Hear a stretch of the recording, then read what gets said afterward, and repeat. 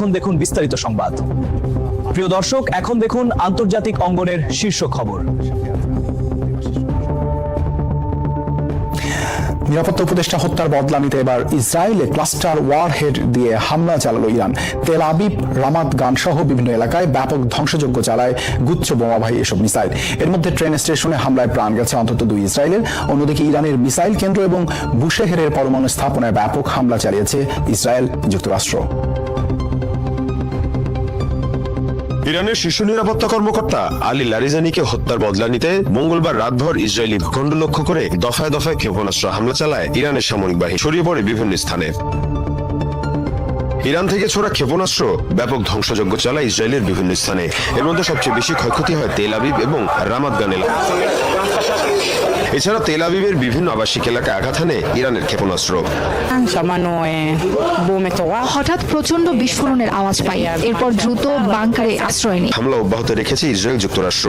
Hormuz প্রণালী সংলগ্ন ইরানের মিসাইল কেন্দ্রে চালানো হয় হামলা, ছোড়া হয় বাংকার ব্লাস্টার বোমা। এর পাশাপাশি ইরানের বিভিন্ন সামরিক ঘাঁটি এবং কমান্ড সেন্টারকেও টার্গেট করা হয়। এদিকে আরব দেশগুলোর আহ্বান উপেক্ষা করেই উপসাগরীয় দেশগুলোয় হামলা অব্যাহত রেখেছে আইআরজিসি। ইরানের একাধিক ড্রোন ভূপাতিত করার দাবি জানিয়েছে সৌদি আরব, ওমান এবং বাহরাইন। ইরানের রেভলিউশনারি গার্ড আইআরজিসি, যা দিয়ে ইসরায়েল চালানো হয়েছে মূলত সলিড ফুয়েল চালিত মাঝারি পাল্লার ব্যালিস্টিক মিসাইল এটি, যা ট্রাকে বহনে সক্ষম মোবাইল লঞ্চার থেকে ছোড়া যায়। ক্ষেপণাস্ত্রটির আনুমানিক পাল্লা ১,৫০০ কিলোমিটার, যা শত্রুপক্ষের সবচেয়ে সুরক্ষিত স্থাপনাগুলোয় হামলার জন্য বানানো। খুব শিগগিরই ইরান অভিযান থেকে সরে আসবে যুক্তরাষ্ট্র, আবারও এই মন্তব্য করেছেন মার্কিন প্রেসিডেন্ট ডোনাল্ড ট্রাম্প। জানান এখনো সময় না হলেও অদূর ভবিষ্যতেই অভিযান শেষ করবে ওয়াশিংটন।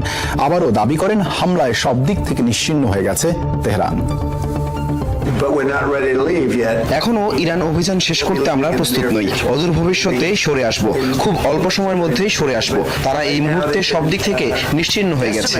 আবারও বলছি, মধ্যপ্রাচ্যের দেশগুলো থেকে দারুণ সমর্থন পেয়েছি আমরা, কিন্তু ন্যাটো থেকে কোনো সমর্থনই পাইনি। বলতে গেলে কোনো সমর্থনই পাইনি। অতিরিক্ত মেরিন সেনা সহ জাহাজের নাবিকদের নিয়ে মধ্যপ্রাচ্যের দিকে অগ্রসর হচ্ছে একটি মার্কিন যুদ্ধজাহাজ। মঙ্গলবার মার্কিন গণমাধ্যম সিএনএন এর প্রতিবেদনে এমনটাই জানানো হয়। সামুদ্রিক নজরদারি ডেটা বলছে এর মধ্যে মালাক্কা প্রণালী অবধি পৌঁছেছে এই যুদ্ধজাহাজ। একই সাথে যুক্তরাষ্ট্রের নৌবাহিনীর একটি উভচর জাহাজও আসে ট্র্যাকিং এর নজরে। 3 মার্কিন কর্মকর্তার বরাতে সিএনএন জানায় অতিরিক্ত মেরিন সদস্যদের ইউএসএস ট্রিপলি জাহাজে করে মধ্যপ্রাচ্যে নেওয়া হবে। মার্কিন নৌবাহিনীর জাহাজগুলো প্রায়ই এআইএস ট্রান্সপন্ডার বন্ধ রেখে চলাচল করে। ওই কর্মকর্তারা জানান ব্যস্ত নৌপথে চলাচলের সময় নিজেদের অবস্থান প্রকাশে ঝুঁকিতে পড়তে পারে জাহাজগুলো। যৌথ অভিযানের প্রথম দিনই মিসাইলের টার্গেট হয় ইরানের কৌশলগত গুরুত্বপূর্ণ ও সবচেয়ে বড় দ্বীপ কেশম আইল্যান্ড। বোম পাহাড়ের নৈসর্গিক সৌন্দর্যে ঘেরা দ্বীপটির নিচে রয়েছে করা হয় দ্বীপটি থেকে কেশমের প্রধান পানি শোধনাগারে মার্কিন হামলার পরই হরমুজ প্রণালী বন্ধ করেছিল ইরান।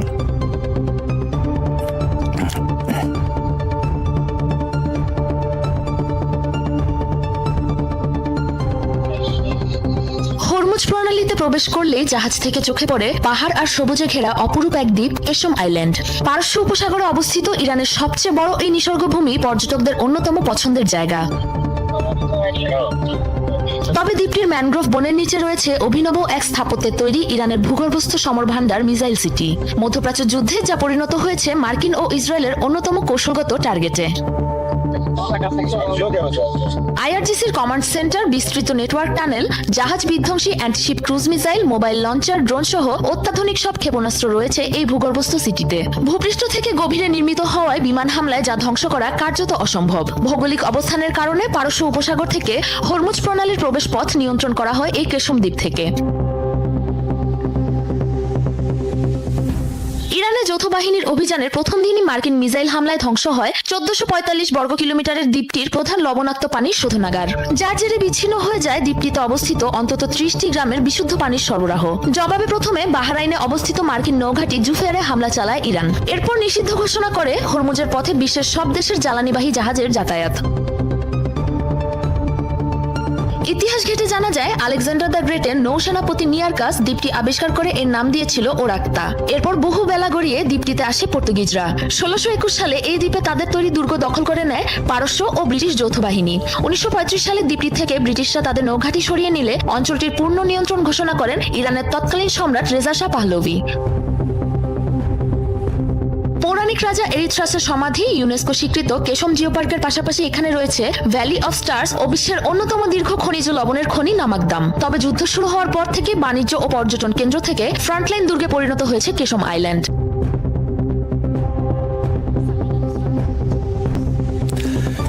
লেবাননের রাজধানী সহ দক্ষিণাঞ্চলে ভয়াবহ তাণ্ডব চালাচ্ছে ইসরায়েল। বৈরুতে নিহত হয়েছে কমপক্ষে 6 জন, আহত 24 জন। বুধবার ভোর রাত থেকে মুহুর্মুহু বোমাবর্ষণ চলছে একের পর এক এলাকায়। ব্যাপক বিস্ফোরণের আওয়াজ পাওয়া গেছে রাজধানী কেন্দ্রে। একাধিক ভবনে হয়েছে হামলা। আল আকবিয়া, কেনারিত এবং সিডান শহরে হয়েছে বড় ধরনের হামলা। এর আগে জোরপূর্বক উচ্ছেদের নির্দেশনা দেওয়া হয়। অঞ্চলগুলোয় ফিলিস্তিনি শরণার্থী শিবির থেকে সরে যেতে বলা হয় বাসিন্দাদের। হামলার জবাবে ইসরায়েলের উত্তরাঞ্চলে বিপুল সংখ্যক রকেট ছুঁড়েছে হিজবুল্লাহ গোষ্ঠী। দুপক্ষের সংঘাতে রণক্ষেত্র সীমান্ত এলাকা। লেবাননে ইসরায়েলের হামলায় প্রাণহানির নশো ছাড়িয়েছে।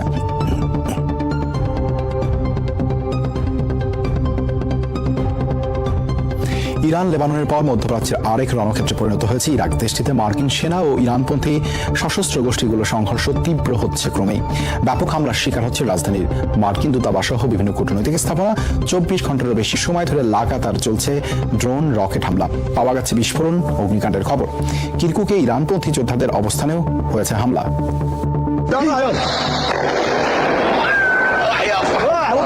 এই দৃশ্য বাগদাদের সবচেয়ে সুরক্ষিত স্থাপনার। অত্যাধুনিক আকাশ প্রতিরক্ষা ব্যবস্থা দিয়ে ঢাকা সত্ত্বেও মুহুর্মুহু হামলা চলছে মার্কিন দূতাবাসে। প্রাঙ্গণে আছড়ে পড়েছে ড্রোন। অগ্নিকাণ্ডের শিকার ভবনটি। পাওয়া গেছে বেশ কিছু বিস্ফোরণের শব্দ। মঙ্গলবার থেকে বাগদাদের মার্কিন দূতাবাস লক্ষ্য করে লাগাতার হামলা চালিয়ে যাচ্ছে ইরানপন্থী একাধিক সশস্ত্র গোষ্ঠী। ছোড়া হচ্ছে ড্রোন, রকেট। তবে এগুলোর বেশিরভাগই সিরাম এয়ার ডিফেন্স ব্যবহার করে ধ্বংসের দাবি করা হচ্ছে। অন্তত 3টি ড্রোন শনাক্ত হয় দূতাবাসের রাডারে। 2টি ধ্বংস করা হলেও 1টি হারিয়ে যায় রাডার থেকে। বাগদাদের অন্যান্য স্থানেও পাওয়া গেছে বিস্ফোরণ, হামলার খবর। বাগদাদ বিমানবন্দরে যুক্তরাষ্ট্রের কূটনৈতিক স্থাপনা লক্ষ্য করে ছোড়া হয় অন্তত 3টি ড্রোন। এছাড়াও শহরটির কূটনৈতিক এলাকাগুলোতেও অব্যাহত রয়েছে হামলা। এদিকে কিরকুকে ইরানপন্থী সশস্ত্র গোষ্ঠী পিএমএফ এর ঘাঁটিতে হয়েছে হামলা। অগ্নিকাণ্ডের খবরও পাওয়া গেছে। কুর্দি অধ্যুষিত ইরবিলও হয়েছে ড্রোন হামলা। ড্রোনের আঘাতে বিশাল এলাকায় আগুন জ্বলতে দেখা যায়। তবে এসব হামলার দায় স্বীকার করেনি কোনো গোষ্ঠী। একদিন আগেই যুক্তরাষ্ট্রের হামলায় সশস্ত্র গোষ্ঠীটির 4 সদস্যের মৃত্যু হয়, যার জবাবে মার্কিন স্থাপনায় হামলা অব্যাহত রেখেছে সমমনা গোষ্ঠীগুলো। ইরানের সাথে যুদ্ধ ঘিরে শুরু থেকে মার্কিন সেনা ও তেহরান সমর্থিত সশস্ত্র গোষ্ঠীগুলোর পাল্টাপাল্টি সংঘাত চলছে।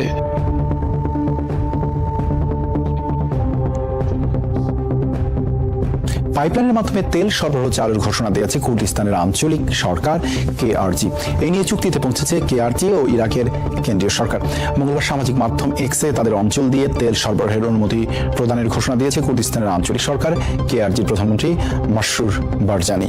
চুক্তি অনুসারে বুধবার থেকে তুরস্কের জেইহান জ্বালানি কেন্দ্রে তেল রপ্তানি শুরু করবে দুই দেশ। প্রাথমিকভাবে দৈনিক অন্তত 1 লাখ ব্যারেল তেল রপ্তানি করা হবে বলে আশা করা হচ্ছে। এতে মধ্যপ্রাচ্যে তেল সরবরাহে বিঘ্নের আশঙ্কা কিছুটা কমেছে বলে মনে করছেন বিশ্লেষকরা। ইরানের হামলা ঠেকাতে অত্যাধুনিক সিরাম আকাশ প্রতিরক্ষা ব্যবস্থা মোতায়েন করেছে যুক্তরাষ্ট্র। এই অস্ত্রের সাহায্যে ড্রোন প্রতিহতের দৃশ্য সামাজিক মাধ্যমে ভাইরাল। বিশ্লেষকরা বলছেন, আধুনিক যুদ্ধে ড্রোন, রকেট আর আর্টিলারি হামলা ঠেকাতে বেশ কার্যকর এটি। শক্তিশালী রাডারের সাহায্যে মিনিটে কয়েক হাজার রাউন্ড গুলি ছুড়ে শত্রু হামলা ঠেকাতে সক্ষম এয়ার ডিফেন্স সিস্টেম। রাতের আধার ভেদ করে ছুটছে বুলেটের ফোয়ারা। ইরাকের রাজধানী বাগদাদে অবস্থিত মার্কিন দূতাবাস ও গ্রিন জোনে ড্রোন হামলা ঠেকাতে অত্যাধুনিক এই সমরাস্ত্র ব্যবহার করে মার্কিন বাহিনী।